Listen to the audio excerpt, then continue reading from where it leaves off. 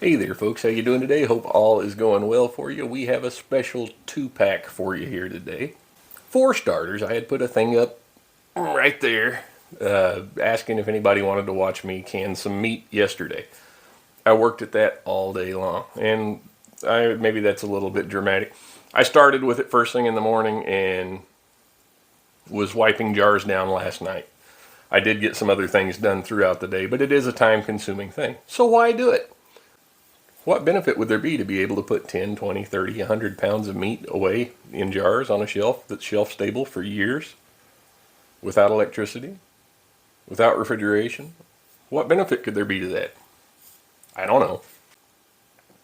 I'm not going to waste a whole lot of time talking about why you should do it. I think you already know why you should do it.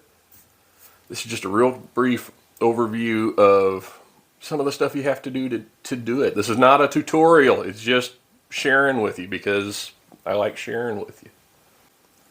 So we will jump over to the preparation process so you can see some of the work that goes into getting it ready. I was getting so carried away this morning I almost forgot to shoot the video. So here's some of the meat that we have here from Costco. Kind of give you a heads up on how that was. Picked it up yesterday on the 10th, and it was $4.39 a pound for this top round steak. I think I paid a little bit more for this chuck roast. Yeah, $5.50 a pound for that, but I'm gonna mix it in because it's got a little better fat quality to it.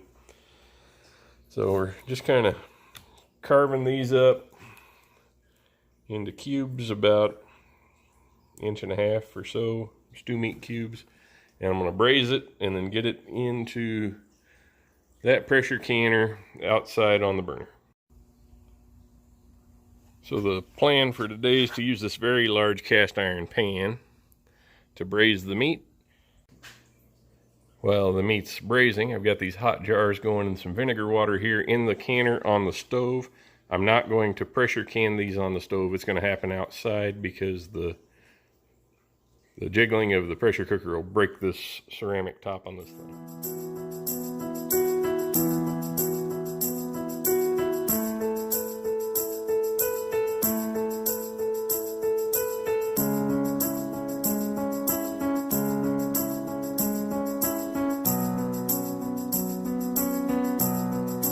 I was the prodigal, wasting my life on things that I saw right in my eyes. When the money ran out, the friends were all gone. You stretched out your arms and welcomed me home.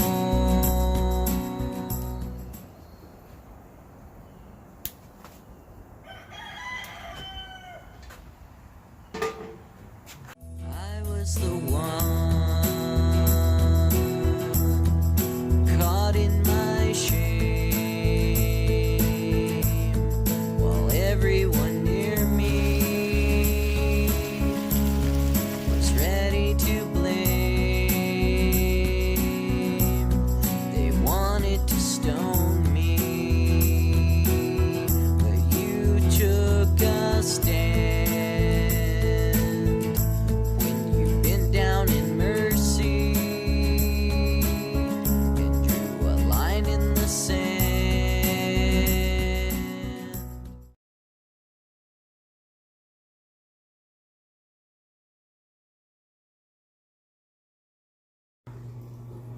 Alright, I got my last 5 pounds of roast that's going in the cooker sit out there.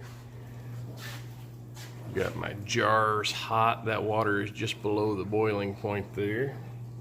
Got a little bit of Vaseline on the seal of my pressure cooker lid. Now, if you have a rubber gasket, you don't need to do that. But if you have a metal to metal cooker like this one, then you have to put just a film of Vaseline along the edge. Over here at 185 degrees, just to keep it warm, I've got a a big pan of the meat that has been cooked to rare, just to keep it up to temperature while we wait for the rest of it to cook. I was the thief, nailed to a cross, hanging beside you on that sad day of loss. As darkness surrounded and death fell like rain, I found forgiveness as I cried out your name. When I was guilty and filthy, why did you wash me clean? When I was hellbound and captive, why did you break the chains? I don't deserve the love you have shown, matchless one. When I was guilty and filthy, why did you wash me clean? When I was hellbound and captive, why did you break the chains? I don't deserve the love you have shown, matchless one. When I was guilty and filthy, why did you wash me clean? When I was hellbound and captive, why did you break the chains? I don't deserve the love you have shown, matchless one. I was the prodigal, wasting my life.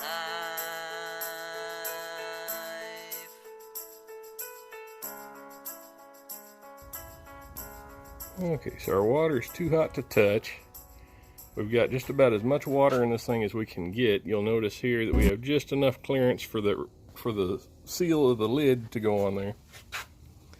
And when you've got the cooker this full of jars, it's really important to try to have as much water in there as you can safely have, because it'll start steaming off and you don't want it to go dry. Another important thing, before you put your lid on, make sure you got a little daylight showing through the vent hole. Alright, so now we get the lid set on, and as you can see here, I've already got it set in place. There's an arrow and a indentation on the side of the pot. You have to make sure those are lined up. You just take your hooks, your lid bolts, whatever you want to call them, and put them on opposite of each other. And I don't tighten any of them down tight until I get them all snug. And all I do is I wait until I start to get a little resistance on it, and then I just go work my way around it and give it all about an extra quarter turn.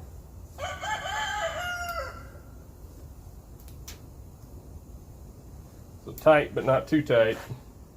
And then you'll notice there's no pressure gauge on here yet. You want to make sure you don't put the pressure gauge on until you got a steady stream of steam coming out of here, and then we'll put the pressure gauge on and begin building pressure. Another thing I'll point out is always make sure that your gauge is working properly. Right now you'll see that it's at 0, but you know, these things can get knocked around and broken or whatever. So another pro tech tip is if you live where I live and it gets windy every time you decide to try to do this, get yourself a couple old pieces of sheet metal and wrap them around the edges of this to keep the wind from blowing your fire, and that'll help keep the temperature regulated a little bit. You will have to forgive the technical difficulties that we had with showing the pressure cooker coming up to pressure. Long story short, I'll try to condense it here. You put the lid on the pressure cooker, you leave the gauge off. You have to bring the heat up slowly so that everything inside of it starts to come up to temperature. Once that happens,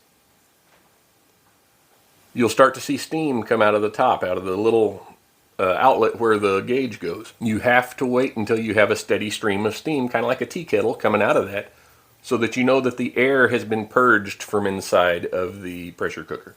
Once that happens, you put the gauge on and now you wait. My 30-quart canner, fully loaded, took almost 2 hours to come up to pressure. So once you reach 10 pounds of pressure and the gauge starts jiggling a couple of times a minute, then you know that you're ready to start your 90-minute timer. Remember, if you're using quart jars, it's 90 minutes, 10 pounds of pressure at sea level. If you're up in elevation, like if I were doing this back home in New Mexico, I'd put the 15-pound gauge on there. So once that 90 minutes is complete, you shut the fire off. You don't do anything. You just leave it sitting. It takes hours for the pressure to come down and for it to cool down enough to where you can open it up and get into it. Once you do that, set the jars out on a towel on the kitchen cabinet. Leave them alone. Do not mess with the jars until they are cool. They might not all be sealed coming out of the cooker. Sometimes the sealing process will occur sitting on the counter. In the case of the jars that we did yesterday, out of 15, 14 of them sealed, 1 of them did not. If you have a jar that doesn't seal, just put it in the refrigerator. You have about a week to use it up. So I hope you enjoyed that. If you have questions, comments, or if you want to point out things that I did that were blatantly wrong, go ahead. Leave a comment down below, like, subscribe, tell your friends. But when you interact with me, it makes me know that you are watching. 6.5 hours later. All right. Please bear with any racket you may hear in the background. My neighbors behind me are throwing a party and they've got some music going. Speaking of music, I'm sure you probably heard the song that I put over the time-lapse portion of the canning portion of this video. That song was produced by Chuck Lewis and the Red Door Venture out of Tularosa, New Mexico. Chuck Lewis is an associate pastor at his local church there in New Mexico, and he has a passion for the gospel. In addition to being an associate pastor at his local church, he also runs an ever-expanding online ministry called sheepamongwolves.org, which I will put a link to right down there below, where he teaches discipleship and apologetics and does a lot of work exposing false doctrines and dangerous practices in the church. So for those of you who regularly watch my program, you know that I normally have a hat on my head to help block the glare from my ever-expanding forehead. When I found out he was having the hats made, I decided to get a couple to help support his ministry. What I found out, though, was these hats aren't helping to support his ministry. They're for something entirely different. So I'll take a couple of minutes here to let him explain to you what these hats are for. Anyone who knows me knows that I am seriously a man of many hats. I'll prove it to you. I've got my bowler, the newsboy, my New Mexico hat, and even a pork pie. But my very favorite hat is the official Sheep Among Wolves hat. This hat does something that none of these other hats do. This hat can save an unborn baby's life. How can a hat do that, you might ask? Let me introduce you to my friends at Preborn. Saving babies and souls is our mission. This mission starts with the clinic staff and their desire to witness to each and every girl that comes into their clinic. Our evangelism tool, The Invitation, encourages and educates the clinic staff and volunteers to openly share the gospel with clients on a daily basis. After being sent to over 500 clinics in 2020, over 2,100 pregnancy clinic directors, staff, and volunteers have now been trained to share the gospel. Fearlessly sharing the gospel to a young girl in an unplanned pregnancy is not an easy task, but consider the stakes. We know it is worth the fight, and we are seeing the fruits of those efforts as 370% more salvations are occurring in those clinics who have used the invitation. A picture is worth 1,000 words, and when a client can see her baby thriving and growing inside of her, it changes everything. An ultrasound session allows the client to see her baby and realize that it is a child who deserves life. That is why in 2020, Preborn stationed 44 ultrasound machines and provided over 41,000 ultrasound sessions across the nation. Witnessing a changed life, a redeemed soul, and a saved baby are encouragement to keep going, to do more, and to continue the fight. Because of your partnership with Preborn, we are celebrating 31,407 babies saved in 2020, with 6,500 commitments to Christ and over 60,000 pregnancy tests. We thank you for the ever-growing impact you are making for God's kingdom. Preborn, glorifying Jesus Christ by operating, equipping, and leading pregnancy clinics to save more babies and souls. I created these hats for a single purpose, and that is to get people to donate to Preborn. It is something that I myself donate to on a regular basis. I really believe in what they do. I really believe in this cause. And so if you will donate $28 or more, I'm not telling you you have to stop at $28, but that's the minimum. If you will donate $28 or more to preborn.org, then take a picture of your receipt or a screenshot when you make the donation. Email that to me, Chuck at sheepamongwolves.org, with your mailing address. I will send you one of these hats free of charge. Now, before you go and do this, I want to let you know that I have two styles available right now. The one that I'm wearing now is a black and gray snap-back adjustable trucker hat, and the other one is a solid black flex fit hat.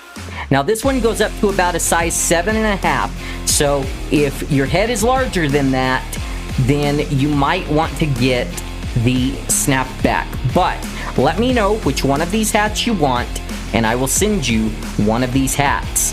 One other thing I want to mention is that I would love it if everyone who gets a hat would send me a picture of them in the hat so that we can display it on our website.